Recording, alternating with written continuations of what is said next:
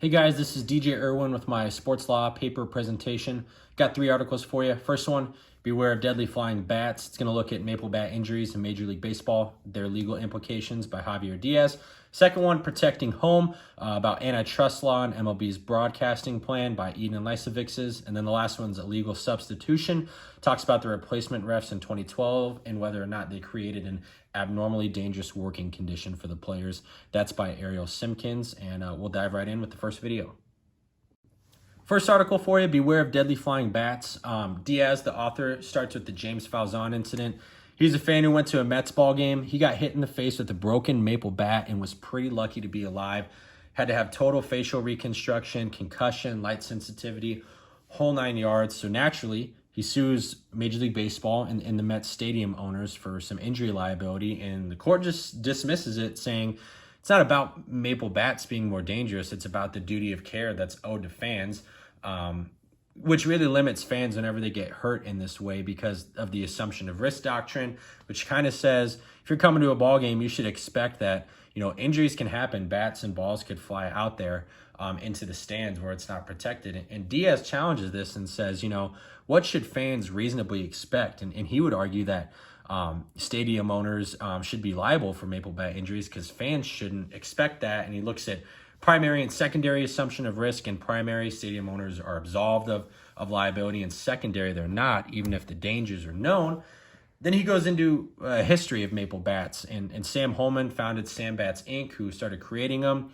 You see a couple prolific baseball players start using them, and by 2008, the popularity of maple bats has just exploded, with 65% of them being Louisville Sluggers to pro and minor league players. So MLB commissions a study to find out why they're popular in 2005, and it's pretty basic. They find thinner handles and thicker barrels, and that's why they really explode on impact and create these high velocity barrels flying into the stands.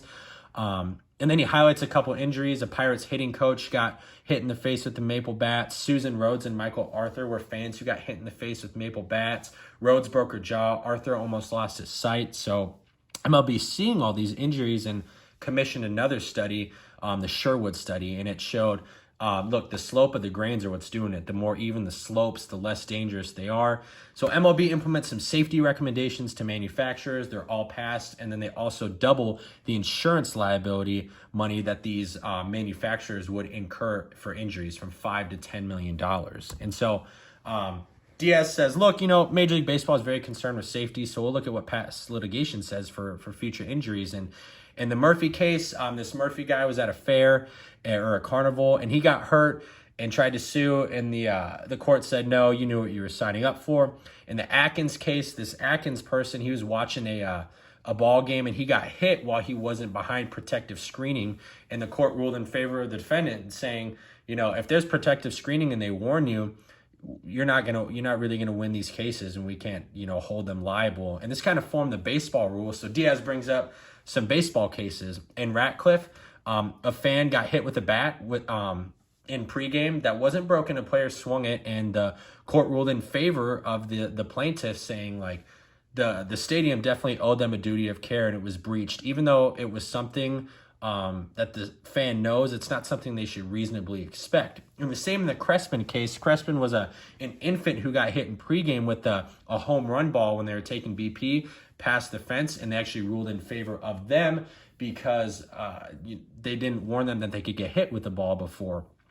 In the Turner case, a fan sued because he was hit in a concession area. Court ruled in favor of the defendant because they didn't owe him a duty of care. And then in the Correa case, a security guard at Yankee Stadium got hit with a baseball behind netting. Court ruled in favor of the defendant because they had already protected him. So it just kind of showed that the courts are going to look at all the factors in these cases when it comes to assumption of risk. And Diaz kind of summarizes with all this litigation that maple bat injuries shouldn't protect Major League Baseball and stadium owners from liability. If you look at past litigation and baseball understanding that they're getting more and more dangerous, but they're really not doing anything about it or extending protective netting, which they have done a little bit of today.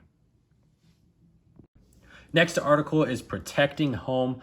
Does Major League Baseball's broadcasting plan violate antitrust law? So In May of 2012, you see some fans filed an antitrust lawsuit against Major League Baseball, some of their teams, some regional sports network, and some multi-video programming distributors. And Lysavix is the author of this article. He focuses on two cases, the Laumann versus NHL, which is the MLB case as well. And here the court actually ruled that there was some anti-competitive harm that comes from the broadcasting plan that MLB implements, which was kind of surprising because in the Kingery versus NBA case, they kind of ruled the exact opposite and dismissed the case. We'll get into that later.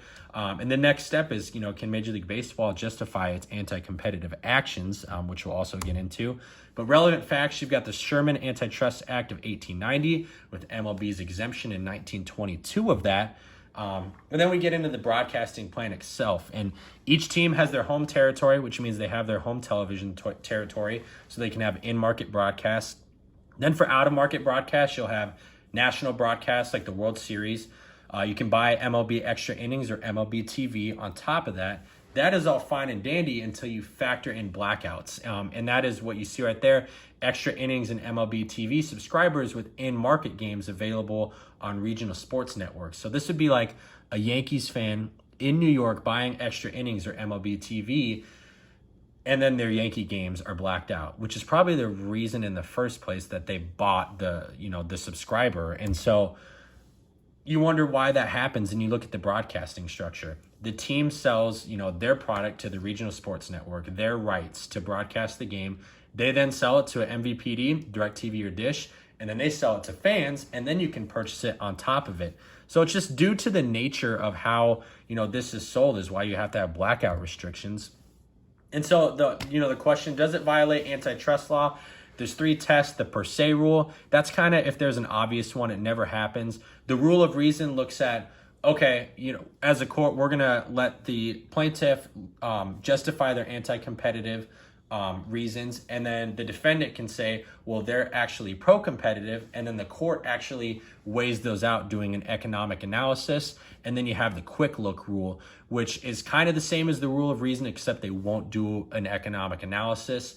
And when you compare the Laumann and Kingery case, the Kingery failed because it tried to argue it restricted output and it didn't. The Laumann case succeeded the first part of the rule of reason because it argued there was a restraint on total viewership. But Lysavix kind of summarized the articles and says that there is absolutely no way, that Major League Baseball will lose a rule of reason analysis case, and that's why blackout restrictions are going to stay with us and that they don't violate antitrust law.